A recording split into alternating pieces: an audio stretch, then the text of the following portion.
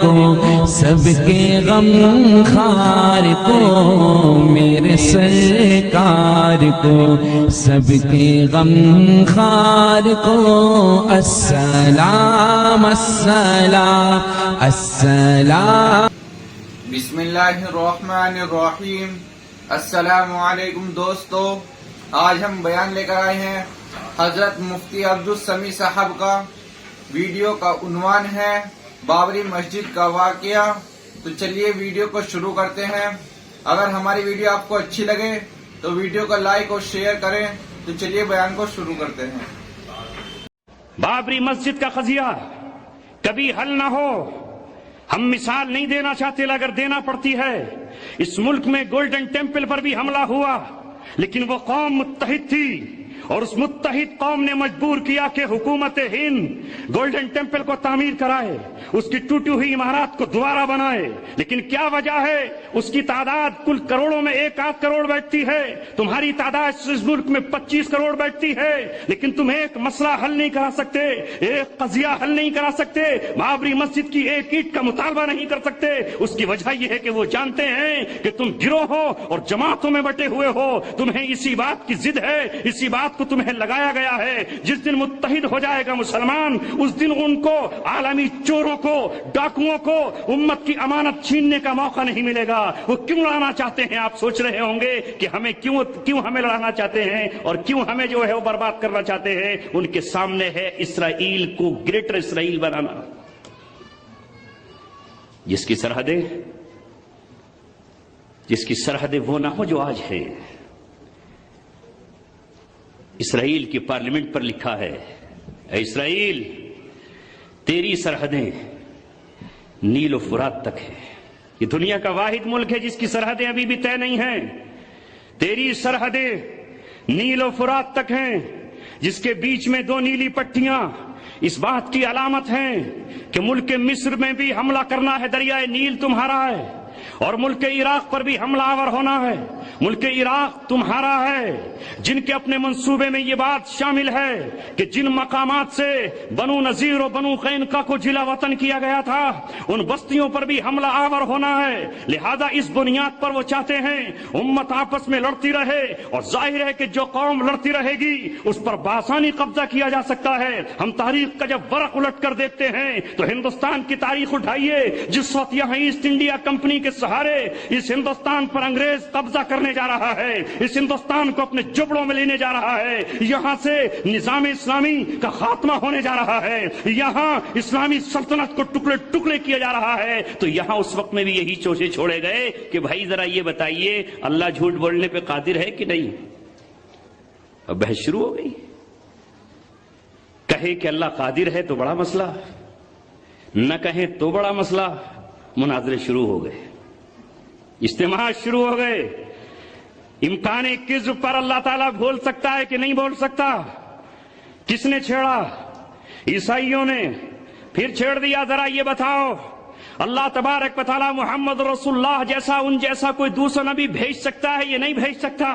اگر یہ کہیں کہ بھیج سکتا ہے تم گئے، اور اگر نہیں بھیج سکتا تو اللہ تبارک و تعالیٰ قادر نہیں ہے۔ یہاں اجتماعات ہوتے رہے، مناظرے ہوتے رہے، اور پورا ملک ان کی چنگل میں چلا گیا، ان کی دسترس میں چلا گیا، اور ہم آج تک ہاتھ ملتے چلے آ رہے ہیں۔ یہی ہوتا ہے جب کوئی قوم اپنے آپ سے اختلاف کا شکار ہوتی ہے تو دشمن اس پہ چڑھ دوڑتا ہے۔ ایسے ہی سلطان محمد فاتح نے قسطنطنیہ کو فتح نہیں کیا، یہ لکھا ہے علماء کرام نے۔ قسطنطنیہ کی فتح میں ان کا اختلاف بھی شامل تھا۔ جب سلطان محمد فاتح کی فوجیں قسطنطنیہ کو فتح کرنے کے لیے اپنی کشتیوں کو ریت پر چلا رہے تھے تو قسطنطنیہ کے پادری اس بات پہ لڑ رہے تھے کہ حضرت مریم حضرت عیسیٰ کو جننے کے بعد بھی کنواری رہی یا نہ رہی۔ اور ذرا یہ بتاؤ کہ ایک سوئی پہ کتنے فرشتے آتے ہیں؟ اور یہ بتاؤ کہ حضرت عیسیٰ علیہ السلام جب آسمان پر گئے تو ان کے پاس کون سی روٹی تھی؟ خمیری تھی یا غیر خمیری؟ اتنے بڑے بڑے مسائل ہمارے سامنے ہیں۔ ہم جب لب امت مسلمہ کی بات کر رہے ہیں تو ساری دنیا کا قضیہ ہمارا ہے، ہمارا مسئلہ ہے۔ وہ جو ڈرتے ہیں اس بات سے کہ اللہ تبارک و تعالیٰ کی زمین پر امن قائم نہ ہو جائے، ملک مصر کی طرف ذرا چلے جائیے تو کیا وہ ہمارا قضیہ نہیں ہے؟ لیکن ہندوستانی مسلمان بتاؤ کتنی مسجدوں میں ان کے لیے دعائیں ہوئیں، کتنے ان کے حق میں اجتماعات ہوئے، کتنا ہم نے اس جمہوریت کے ڈھونگ کو بے نقاب کیا۔ آپ ذرا اندازہ لگائیے، مصر میں حکومت آئی، حکومت ووٹوں سے آئی، جمہوریت کے ذریعے آئی، وہاں کی عوام نے ریفرنڈم ووٹ دیا، وہاں کی عوام نے انہیں چنا اور انہوں نے اپنا آئین نافذ کر دیا، اس آئین کو عوام نے قبول کیا۔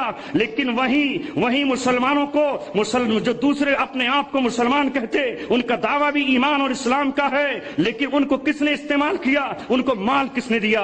ان کو مال فراہم کس نے کیا؟ ان کو کون لے کر کے آیا؟ پیچھے کون نہیں جانتا؟ ترکی کے صدر نے ساری دنیا کے سامنے علل اعلان کہا اسرائیل نے سب کچھ یہ کیا ہے۔ وہ اسرائیل جو نہیں چاہتا کہ اسلام دنیا میں آئے، وہ یہودی جو نہیں چاہتے کہ اللہ تبارک و تعالیٰ کی شریعت زمین پر نافذ ہو، وہ ہیں ان سازشوں کا شکار، اور ہم سادگی کے ساتھ ان کے اس پہ جا رہے ہیں۔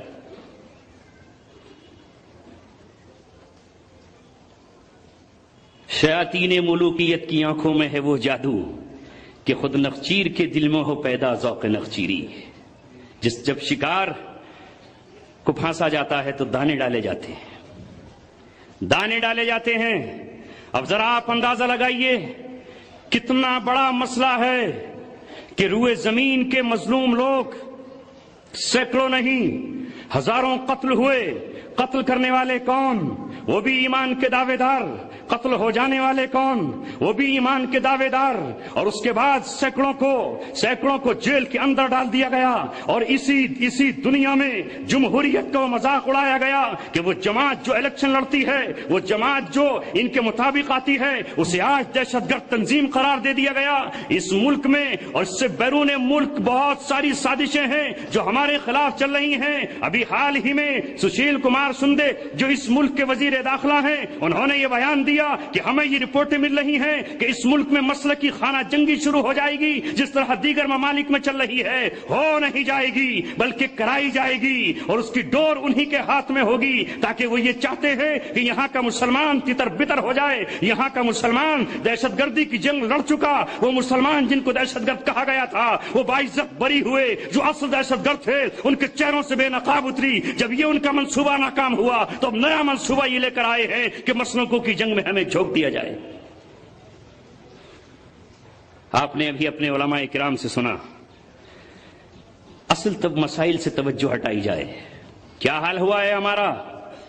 راجندر سچر کی رپورٹ، اور اس نے یہ کہا کہ اس ملک کا مسلمان 67 سالوں میں دلتوں سے بدتر ہو گیا، دلتوں کی حالت سے بری ہماری حالت، لیکن کوئی اس مسئلے کی طرف نظر نہ اٹھائے۔ ہم اسی پر لڑتے رہیں، جمعے کے دن جائیں، ہم مسجد میں نماز پڑھنے جائیں، اور ہم کسی نوجوان کو بغیر ٹوپی کی نماز پڑھتے ہوئے دیکھیں تو ہمارے دل میں نفرت پیدا ہو جائے۔ یہ کس فرقے کہا گیا؟ اگر ہم کسی کو رفع یدین کرتے ہوئے دیکھیں تو ہم کہیں یہ کہاں سے آ گیا، اور کوئی ہمیں ناف پر ہاتھ باندھتے ہوئے دیکھے تو وہ یہ کہے یہ کہاں سے آ گیا۔ اگر کوئی 2 ہاتھوں سے مسافہ کر لے تو ہم کہیں اس نے دوسرا ہاتھ کیوں لگا دیا، اور اگر کوئی 1 ہاتھ سے مسافہ کر لے تو ہمارے دل میں کدورت پیدا ہو جائے۔ شرک پوری دنیا میں پھیل رہا ہے، ظلم پوری دنیا میں دندنا رہا ہے، پوری دنیا کی جیلوں سے مسلمان بہنوں کی آوازیں آ رہی ہیں، ان پر کوئی مسئلہ نہ اٹھے، ان پر امت مسلمہ توجہ نہ دے، اس لیے جان بوجھ کر یہ سازشیں کی جا رہی ہیں۔ لہذا ہماری ذمہ داری یہ بنتی ہے کہ ہم اتفاق اور اتحاد کی لڑی میں پرو جائیں۔ کل اللہ تبارک و تعالیٰ کی قیامت میں مجھے اور آپ کو جواب دینا ہوگا۔ مجھے اگر لکھنا آتا ہے تو میرے قلم کا مجھ سے حساب ہوگا، آپ کو بولنا آتا ہے تو آپ کی زبان کا آپ سے حساب ہوگا۔ اگر آپ کو فیس بک چلانا آتی ہے تو فیس بک پر آپ نے امت کو توڑا یا امت کو جوڑا، آپ کیا جواب دیں گے ملک شام کے اس معصوم بچے کا کہ جس کے پاس کھانے کے لیے کچھ نہیں، جس کی آنکھ میں آنسو ہے، اور جو پوری دنیا کو پکار کر یہ کہتا ہے کہ ہمارے پاس کھانے کے لیے کچھ نہیں ہے؟ یہ اجڑنے والے کون، اجاڑنے والے کون؟ یہ یہود و نصارہ نے جب میدانوں میں ہم سے چکس لیا تو اس نے اپنی اسٹریٹجی بدل دی، اور اس نے یہ کہا کہ ہمیں جانے کی ضرورت نہیں ہے، مسلمان کو مسلمان سے لڑا کر ہم اپنے منصوبوں کو پورا کر لیں گے۔